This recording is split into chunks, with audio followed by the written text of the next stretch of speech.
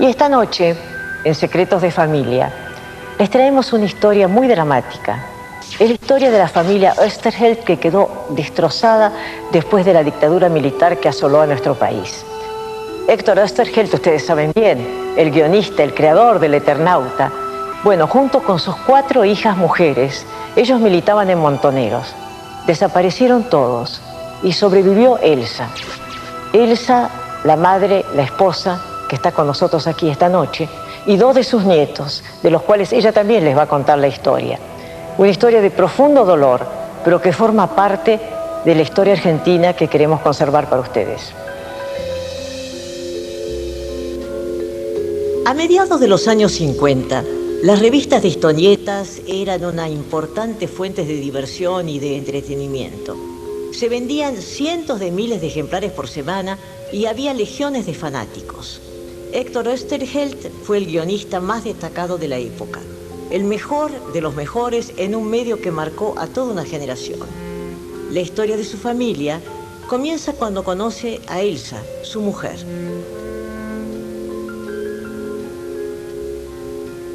Era adolescente, tenía 17 años y había fallecido hacía 2 años la única hermana que yo tuve. Entonces eso me causó un trastorno terrible porque quedé muy sola en una época donde realmente yo estaba empezando el colegio secundario, quedé muy sola en una palabra. Con un carácter modesto y sin hacer alarde de sus creaciones, Héctor Oesterheld dejó un legado fundamental para la ficción nacional. La simpleza de sus héroes y una delgada línea entre ficción y realidad fueron las coordenadas que atravesaron su obra y le otorgaron un prestigio mundial que todavía está vigente.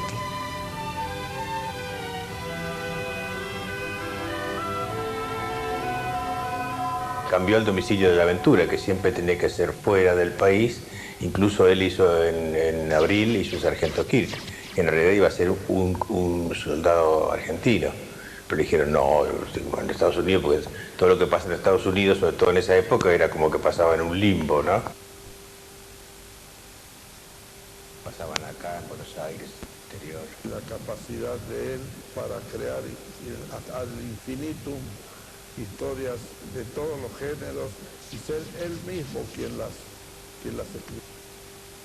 Aquellas que salían con seudónimos, o aún aquellas en que salían con el nombre de su hermano, por ejemplo, o con algún nombre inventado. En realidad era él el que estaba siempre detrás de las historias. Yo creo que más allá de que haya hecho historietas, es el más grande escritor de aventuras que tuvimos en la Argentina. No hay otro como Oesterheld, ¿no? La literatura de aventuras aquí no fue muy próspera ni muy interesante, ¿no? Así que esas cosas que él escribía eran grandes aventuras. Que aparte de ser el mejor historietista de la Argentina y posiblemente uno de los mejores del mundo, es un gran escritor y es un gran humanista. Poco tiempo después de recibirse de geólogo, Héctor Oesterheld se casó con Elsa. Había comenzado a escribir guiones de historietas en revistas infantiles y también en publicaciones de divulgación científica para la editorial Abril. En 1951 debutó como guionista para adultos en la revista Cine Misterio. No tuvimos chicos enseguida, tuvimos en el 52, nos casamos en el 47 y Estelita nació en el 52. Y ahí las 4. Así que ahí formamos una familia donde tuvimos que mudarnos porque vivíamos en un departamento muy pequeño, ahí en Palermo, cerca de donde estaban mis padres, y de ahí fuimos a vivir a Bécar, que es una estación siguiente a San Isidro, sí, porque ya vimos que era imposible vivir. Yo estaba esperando ya a Diana, la segunda, y en eso ya tuvimos que buscar una casa que permitiera libertad para los niños que venían y para él como para trabajar en su casa, porque él quería trabajar en casa, ¿no?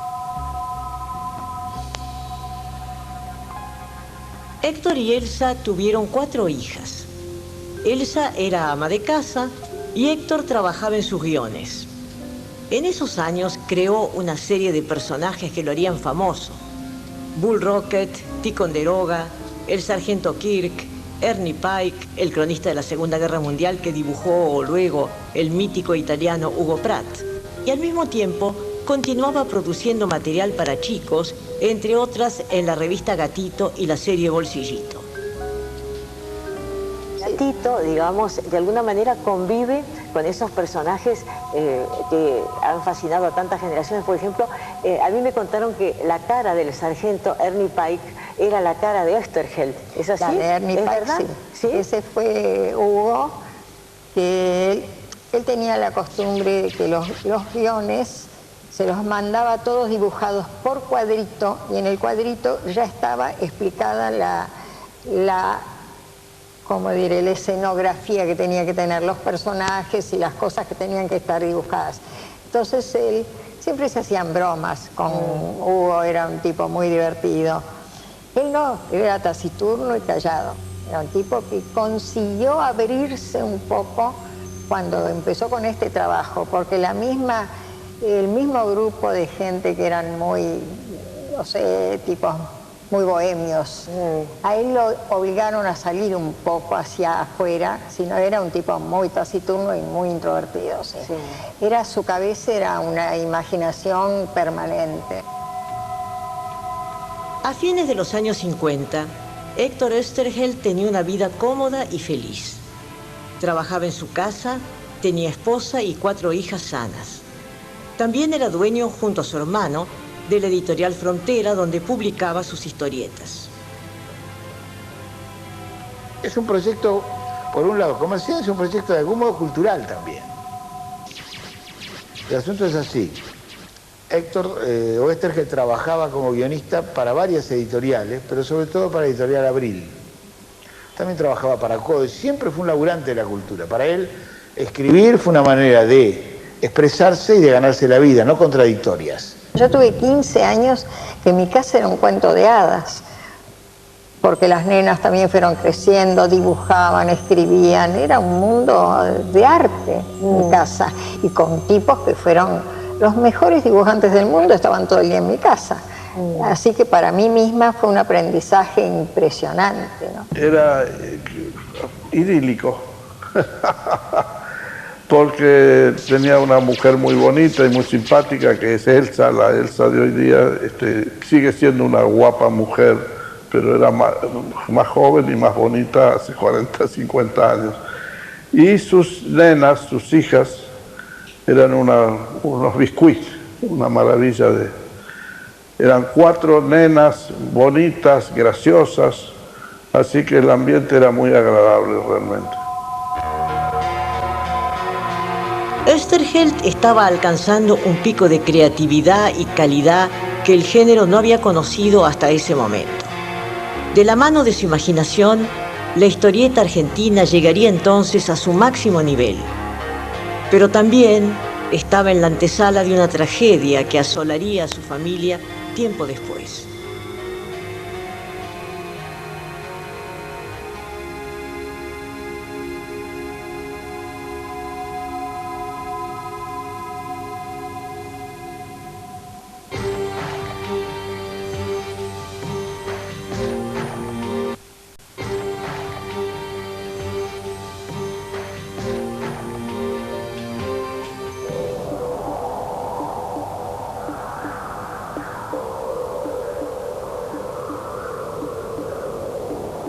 Cuando en el invierno del 2007 nevó en Buenos Aires, muchos recordaron el comienzo del Eternauta.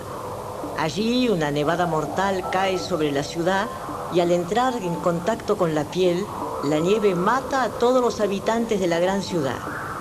Esa fue el inicio de la historia de Juan Salvo y la trágica aventura. Oesterheld retrata a un hombre común que se convierte primero en héroe y después en viajero del tiempo en busca de su mujer y su hija. El Eternauta, que narra una invasión extraterrestre a Buenos Aires y la lucha por la resistencia, estaba poblada de personajes fascinantes. Los manos, los cascarudos y los burbos, controlados por unos seres sin forma, los sellos, y también los combates se realizaban en lugares muy reconocibles como la Avenida General Paz, la cancha de River, Plaza Italia y la estación de subte del Congreso. Fue un éxito instantáneo. Cientos de miles de lectores esperaban cada semana la aparición de la revista Hora Cero, donde se publicaba la historieta. Tan es así que se puede decir que entre 1957 y 1959 nadie estaba al margen de lo que ocurría en El Eternauta. Y El Eternauta es la historieta más renombrada, ¿no? Es el Martín Fierro de la historieta. Es una cosa muy importante, supongo, ¿no? Pese a que, como te decía antes, yo no creo que sea la mejor historia de Oesterheld, ¿no? Yo me quedo más con el Sargento Kirk, esas enormes sagas, ¿no? O con el Morcinder. Bueno, son todas cosas de él, de todos modos, ¿no? Pero El Eternauta es la que más marcó socialmente a los lectores, ¿no? Es una lectura casi obligatoria. Si no leíste El Eternauta no existís, ¿no? Digamos, las imágenes de los personajes, sobre todo Gonzalo con el traje ese armado, es una imagen muy fuerte porque tiene todos los elementos de la ciencia ficción, todos los elementos de la necesidad del traje casi espacial, pero a la vez los trajes hechos con en las casas o en las ferreterías, ¿no? Esa especie, entonces es algo muy... Es por un lado una imagen universal y por otro lado muy argentina, ¿no? Cuando uno la lee, cuando lee El Eternauta, te sigue estremeciendo, aún ahora, ¿no? Y está tan bien hecha, curiosamente, porque era una historieta que se fue haciendo semana a semana, y el dibujante no sabía lo que iba a seguir, y ni él mismo sabía. Cuando saca el horacero semanal, eso es sintomático. Saca el horacero semanal en septiembre de 57, donde empieza a salir Eternauta, Randall, etc. La contratapa, estaba la foto de él, de guionista, que hablaba a sus lectores, su concepto de la aventura, que eran sus propios personajes. Es decir que en el caso de Oesterheld, junto con las historias, junto con las aventuras, junto con los personajes, estaba su presencia su presencia como autor, el señalar continuamente el orgullo de la autoría y la diferencia de su práctica de la aventura y su práctica narrativa de las otras historietas. Es decir, que nosotros cuando la experiencia fue doble. Por un lado, leímos las historietas y por otro lado, reconocimos al autor. Eso es muy fuerte. En 1961, los Oesterheld cerraron la editorial Frontera por razones económicas. Héctor continuó produciendo obras maestras, sobre todo en colaboración con el dibujante Alberto Brescia, y con gran profundidad escribió sobre el género fantástico, el espacio, el tiempo y el destino de los hombres. Oesterheld, que no venía de la historieta, que era un erudito, le metió a la humanidad, le metió al hombre adentro. Todas sus historias son profundamente humanas. Son historias que superan lo que era la historieta hasta ese momento. Y fue una explosión, fue terrible. Todos los más jóvenes que él somos hijos de él y los que escribían de antes trataron de escribir como él. Y esta revolución después llegó a Europa vía Hugo Pratt y de Europa pasó a Estados Unidos, así que revolucionó la historieta mundial.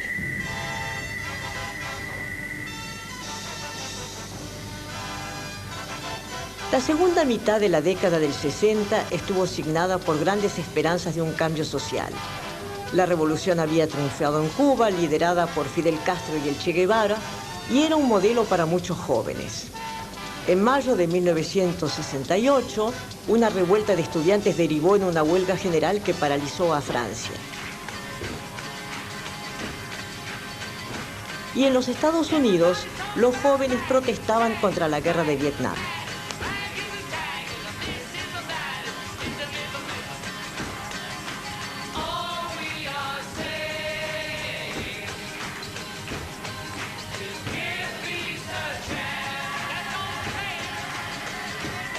La Argentina también tuvo su propia rebelión estudiantil y sindical. Fue el Cordobazo. Por entonces el país estaba bajo la dictadura de Juan Carlos Onganía y Perón continuaba exiliado en España. Aparecieron entonces las primeras organizaciones armadas para luchar contra el gobierno de facto. Cuando en 1970 surgió Montoneros, algunos creyeron que era una opción válida para lograr el cambio social. Entre los que creyeron estaban Héctor Oesterheld y sus 4 hijas.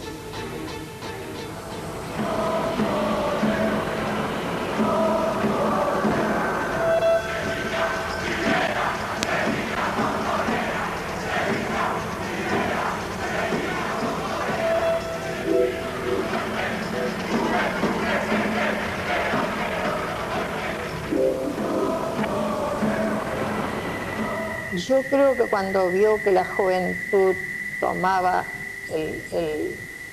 el rumbo ese, durante años, hasta el 70, él no se metió, y ahí en el 70 fue cuando él se dio cuenta, ante ver toda la juventud, incluyendo las chicas que consideraban que era necesidad de la ideología para volver a la democracia, que nunca se reafirmaba y qué sé yo, y se ve que él ahí lo convencieron. Claro, porque hay, como en todas las cosas, Elsa, hay versiones, ¿no? Unos decían que Oesterheld había convencido a sus hijas y otros decían que sus hijas la habían convencido. Era al revés. ¿No? Las hijas la convencieron. Es decir, no las chicas, porque las chicas eran muy chicas. A ellas las convencieron, como era toda la generación de adolescentes, que eran todos chicos del secundario, y ellas iban en ese momento, iban al Nacional San Isidro, y unas y otras iban a un colegio de hermanas que ellas habían elegido.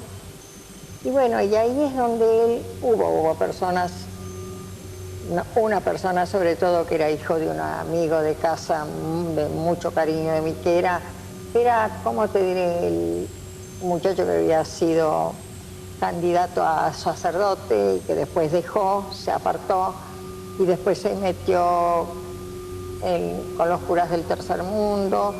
Y bueno, y empezaron todo, fue un movimiento general de todos lados, y la mayoría, por lo menos la gente que trataba a Héctor y yo y las chicas y todo, eran chicas y muchachos de clase media alta y católica por sobre todo.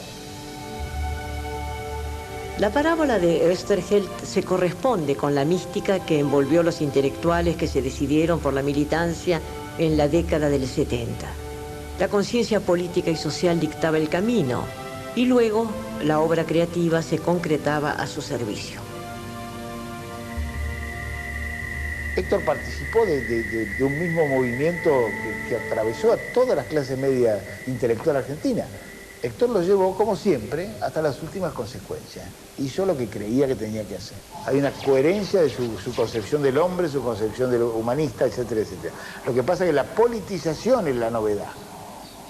Y la politización tiene que ver con la radicalización argentina, de los sectores medios argentinos. Él además se encuadró políticamente en determinada organización política, ¿no? Que en este caso fue el ala política del peronismo revolucionario, que eran los Montoneros. La situación política en la Argentina se deterioraba. A comienzos de 1973, Héctor Cámpora fue elegido presidente. Pocos meses después, el 20 de junio, se produjo el regreso definitivo de Perón al país desde España. Las tensiones entre montoneros y sectores de derecha del peronismo derivaron en un enfrentamiento armado conocido como la masacre de Seiza, que ocurrió el día del regreso de Perón. Se llamó nuevamente a elecciones y 2 días después de ser reelegido Perón presidente, un comando montonero asesinó al líder de la CGT, José Ignacio Rucci. Los conflictos internos del peronismo hacían eclosión y el país asistía al recrudecimiento de la violencia política. El 1 de mayo de 1974, durante el acto del Día del Trabajo, Perón echó a los montoneros de la Plaza de Mayo. Resulta que algunos imberbes. Cuando pocas semanas después murió el viejo caudillo, la organización pasó a la clandestinidad y retomó la lucha armada que había abandonado. El gobierno quedó entonces en manos de María Estela Martínez, viuda de Perón. Para esa época ya estaba en pleno accionar la llamada Alianza Anticomunista Argentina, la AAA, comandada por José López Rega.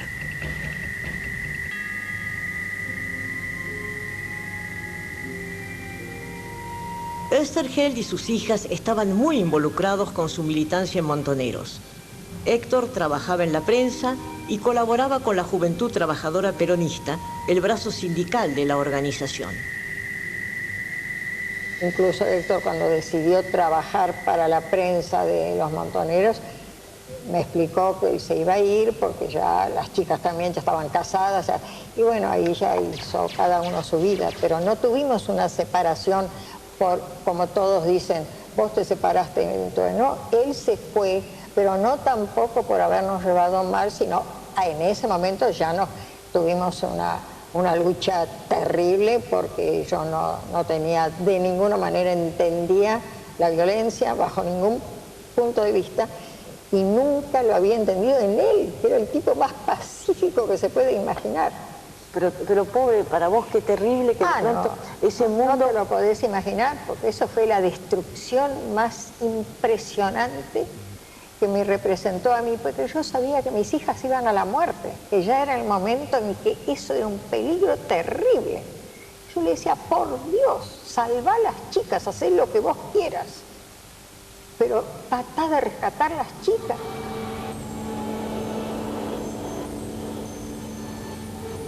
El compromiso de Oesterheld con Montoneros fue total. En el año 1973, Oesterheld había publicado La Guerra de los Antartes en el diario Noticias. Noticias era el órgano de prensa de la organización, y también Héctor colaboraba con Evita Montonera y El Descamisado, que eran otras publicaciones montoneras. En El Descamisado publicó 450 años de guerra contra el imperialismo con dibujos de Leopoldo Durañona. Una etapa muy interesante de mi vida. Una etapa en la que yo era muy naïve, no tenía ni idea de lo que iba a pasar en el país. Tenía a mi amigo, el director de Descamisado, que era Jarito Walker, un desaparecido, y a Oesterheld lo veía poco en ese tiempo. En 2 o 3 oportunidades me llamó por teléfono para pasarme los guiones por teléfono. Y él tenía tal habilidad que los creaba sobre la marcha. Entonces me iba dictando por teléfono el guión de la historieta, y recuerdo que a veces decía, en vez de decir 3 puntos, él utilizaba mucho los 3 puntos, ¿no es cierto?, para las historietas, para las conversaciones entre los personajes. En vez de decir 3 puntos, decía punto, punto, punto, porque eso le daba tiempo a pensar sobre lo que iba a venir.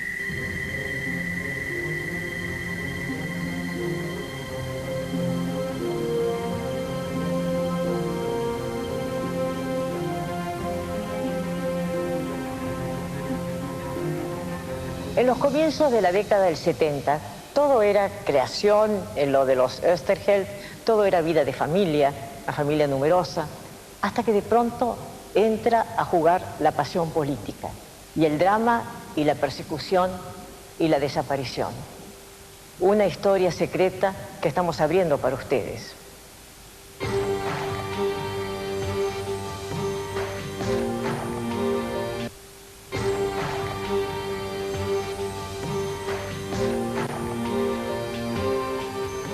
El 24 de marzo de 1976, como sabemos, comienza el periodo más oscuro de la historia argentina. La dictadura entra en la vida cotidiana de todos los ciudadanos y asume el mando el teniente general Jorge Rafael Videla.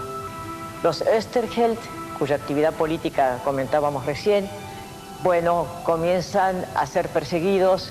Héctor Oesterheld deja la casa de Bécar, donde vivía con su familia, justamente para proteger a su esposa, que queda sola en la casa que hasta hacía muy poco tiempo era una casa de familia y de creación. En 1975, Oesterheld y Solano López comenzaron a publicar la segunda parte del Eternauta en Ediciones Record. Esta vez, la acción se sitúa en el siglo XXIII, en una Buenos Aires arrasada, donde los hombres sobreviven en estado primitivo, esclavizados por los invasores. En El Eternauta 2, las analogías con su vida personal y su militancia son muy claras. Uno de los personajes, María, lleva el nombre de guerra de una de sus hijas. El guionista esta vez está involucrado en la historia y se llama Germán, tal como se lo conocía a Oesterheld en Montoneros. El contenido manifiestamente político de la historieta generó conflictos con el editor y también con el dibujante. Publicar ese tipo de material bajo el proceso era muy peligroso. Yo le hice una primera reclamación que dio lugar a una reunión ahí de ejecutivos en la editorial sobre cómo había politizado el tema del Eternauta en la forma en que lo estaba llevando, que hacía una especie de narración paralela, simbólica o metafórica de lo que ocurría en la realidad con los guerrilleros, ¿no? Bueno, las diferencias ideológicas entre el Eternauta 1 y el 2 creo que son bastante claras, una presencia de la política mucho mayor, una actitud mucho menos humana de los personajes, ¿no? Creo que eso va en detrimento de la obra. Creo que es mejor el Eternauta 1, igual que es mejor el Eternauta 1 que la Guerra de los Antartes, donde también está muy marcado lo ideológico. Volcados a la militancia montonera, los Oesterheld ya no podían relacionarse abiertamente. Asumían las medidas de seguridad que les imponía la vida clandestina y ni siquiera así se sentían a salvo del peligro. El 19 de junio de 1976, Beatriz Oesterheld, de 20 años, fue secuestrada, se cree que en San Isidro, camino a la Cava. El horror y la muerte comenzaron a avanzar sobre la familia hasta desintegrarla casi por completo. Un día me llama Beatriz, el 19 de junio, sí, de 1976, me llama Beatriz, que era la tercera de las chicas. Y terminaba ese año el bachillerato. O ya había terminado. Y me llama por teléfono, siempre se veían conmigo, siempre me llamaban todos los días, en fin, pero había que tener cuidado porque era en la época de López Rega, en el 75 fue al principio, bueno, en el 76 fue ya el caos. Pero con todo, los chicos por ahí hacían pintadas y que ahí todos lo entendíamos porque realmente fue una época incomprensible, ¿no? de un gobierno imposible de imaginar nunca. Bueno, y ella en ese momento iba mucho a trabajar a la Cava en San Isidro con muchos chicos y chicas, montones, que hoy por supuesto no están. Y entonces me llama por teléfono y dice, mami, era un sábado, dice, vamos a tomar el té juntas. Bueno, querida, vamos. Y fuimos a Martínez, que hay una confitería del Jockey Club que seguramente la has de conocer. Y me dice, bueno, vamos, mami, que te tengo que contar algo muy lindo que te va a alegrar. Y, ay, querida, con la falta que me hace, vamos. Estuvimos 3 horas hablando. La noticia era, mami, yo no voy a militar más en lo que estaba, me voy a retirar y voy a dar examen para... Ella iba a seguir medicina, la intención de ella era seguir medicina. Y yo le decía, por Dios, hija, no pierdas más tiempo en esto, esto no sirve de nada. Bueno, lo que hace cualquier madre, ¿no? En el caso mío. Estuvimos como 3 horas, nos fuimos, porque ya era hora, ella tenía que la esperaban en la Cava, el grupo con el que trabajaba, y tener mucho cuidado. Dije, sí, mami, si no te preocupes de nada. Nunca más la vi. Ay, Elsa, ahí la secuestraron. Entonces yo ahí comprendí que no tenía que encontrarme con las chicas, porque ese señuelo era yo. Se ve que me habían seguido a mí. Unos días después, una persona se acercó a Elsa en una estación de tren y le dijo que Beatriz había sido secuestrada. El 7 de julio fue citada en la comisaría de Virreyes, donde se le informó que Beatriz había muerto, junto con otros 5 chicos en un enfrentamiento. Su cuñado reconoció el cuerpo. fue a la única de sus hijas que Elsa pudo enterrar. A fines de julio de 1976, un grupo de tareas secuestró a Diana Oesterheld, de 23 años, en San Miguel de Tucumán. Logró escapar, pero fue atrapada nuevamente. Ella y su marido, Raúl Araldi, continúan desaparecidos. Fue secuestrado con ellos su hijo Fernando, que por entonces tenía 1 año. Poco después fue entregado como un NN a la Casa Cuna tucumana, de donde fue rescatado luego por sus abuelos paternos.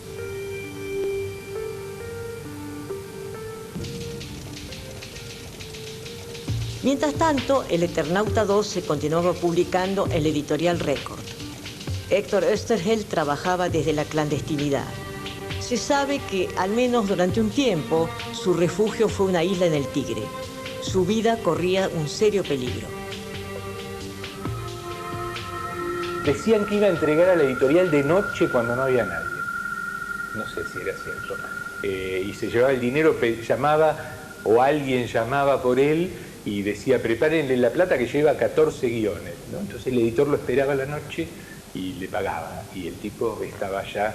Y un día, me acuerdo, estábamos en un bar y lo vi pasar, pero ya esto había ocurrido el golpe y estábamos en los primeros tiempos esos tan violentos de mediados del 76, y lo vimos pasar con un enorme bigote que él no usaba y vestido como muy formalmente, como vestido de profesor, que uno siempre lo veía como vestido sport, digamos, ¿no? Como vestido muy formalmente y con un bigote, y no sé si incluso con el pelo oscurecido, ¿no? Y me dieron ganas de saludarlo, pero digo, puta, si el tipo está disimulando, dejémoslo tranquilo, ¿no? Porque, bueno, esa fue, pero una cosa, una sombra que pasó por la vereda fue, ¿no?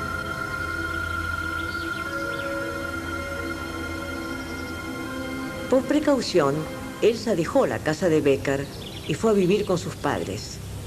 Fueron meses de desesperación buscando a su hija y a su nieto. Pero el año más terrible del proceso todavía estaba por llegar. El 3 de marzo o el 24 de abril, según diferentes versiones, en 1977, Héctor Oesterheld fue capturado en La Plata. En menos de 1 año y medio, la familia Oesterheld sería prácticamente extinguida. Poco después de su padre fue apresada Marina. Había cumplido 18 años, era la menor de las hijas. En diciembre murió acribillada Estela Oesterheld, de 24 años, junto a su marido Raúl Mórtola. Uno de los militares del operativo era fanático de la obra de Oesterheld. Decidió entonces llevar a su pequeño nieto Martín, de tan solo 3 años, y testigo de la masacre, a visitar a su abuelo al centro de detención en donde se encontraba. Esa misma noche fue entregado en la casa de su abuela. Sería el último familiar en ver a Héctor Oesterheld con vida. El primer recuerdo que tengo es con mi abuelo. Es el lugar a donde cuando una vez que estuvo el operativo con mis viejos, que los matan en un enfrentamiento, me llevan al lugar donde estaba detenido mi abuelo. Y es el primer recuerdo que tengo ese. Yo no le creía al militar este que me lo trajo, que venía con un amigo, que el tipo estaba aterrado porque decía, nos van a agarrar, nos van a agarrar. Y él estaba con el uniforme militar. Entonces yo le dije, usted me está mintiendo. Porque me dice, este nene le va a decir todo, estuvo con el abuelo. Está vivo, señora, y está bien. Va bien, me dijo, está muy destruido, pero estaba vivo, una palabra. Más prueba que eso, imposible. Claro. Entonces, y después me dice, pregúntele al nene, que hablaba clarito, pregúntele y él le va a contar todo lo que yo le conté, porque él me dijo, no, mire, está con otros prisioneros que están también reclamados por los países de Europa, por científicos, por artistas, por todo. ¿Eso en qué año era, Elsa? Y eso fue en el 78, el comienzo del 78. Quiere decir que lo matan Fue matado en Mercedes en el año 78. Poco a poco la tragedia de los Oesterheld fue saliendo a la luz y a fines de los años 70 se hizo pública, al menos dentro de un sector. Se supo lo que había ocurrido con la familia. Escribí una nota sobre el Eternauta, en el año 78. Lo publiqué en el Gozo. Contaba que era el Eternauta, el autor hablaba de todas las cosas que... Y terminaba con una referencia absolutamente sincera de lo que yo sabía respecto del autor. Y lo que yo sabía respecto del autor era que no estaba en la Argentina, por lo que sabía, que se había ido al exterior, etcétera, etcétera, que vivía. Lo que yo sabía, mal sabía, era que lo habían agarrado los milicos y que lo habían soltado con la obligación de que se fuera. Y una noche suena el teléfono de la corrección de Clarín, me dicen, es para vos, atiendo, y escucho la voz de una mujer que me dice, bueno, habla la mujer de Oesterheld, ¿usted sabe dónde está mi marido?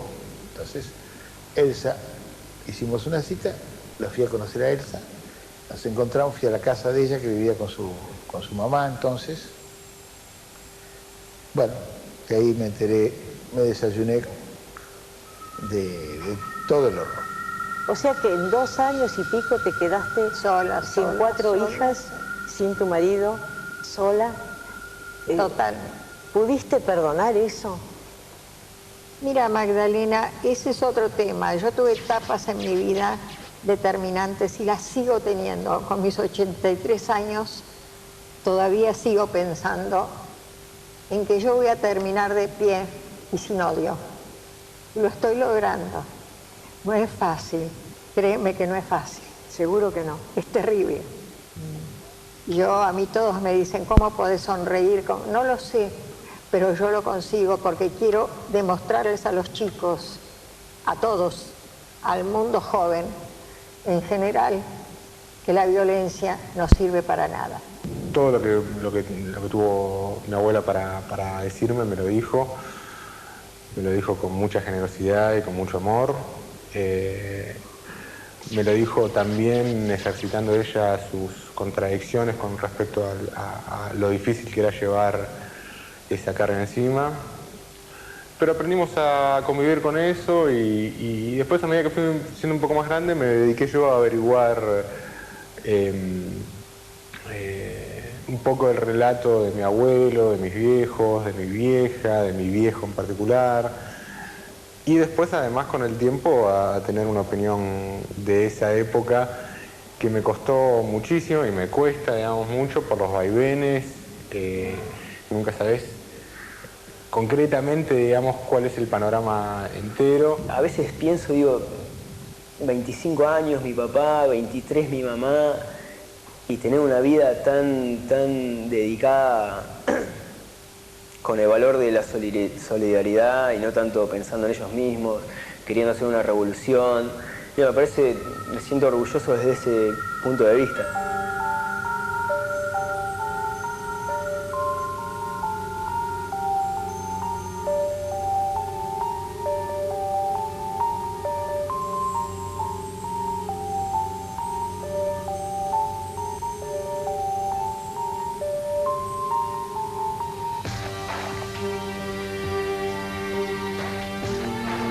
Hace más de 50 años, en el prólogo de su obra maestra, Oesterheld escribió: el héroe verdadero del Eternauta es el héroe colectivo, un grupo humano.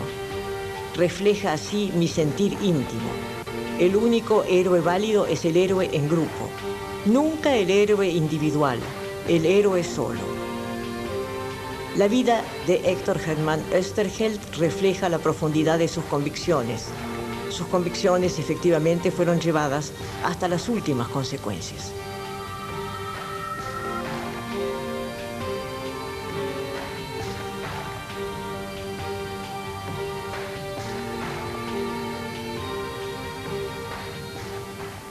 Sí, esta es la historia terrible que les hemos contado esta noche, los Oesterheld y su destino. Bueno, Elsa les ha hablado de sus hijas, de lo poco que pudo saber de sus hijas. Hay 2 nietos que Elsa todavía está buscando, junto con las abuelas de Plaza de Mayo, por supuesto. Esperemos que puedan encontrarse algún día. En estas historias secretas de familia hemos abierto muchas llagas. Bueno, pero es la historia del país en el que hemos nacido y en el que queremos vivir.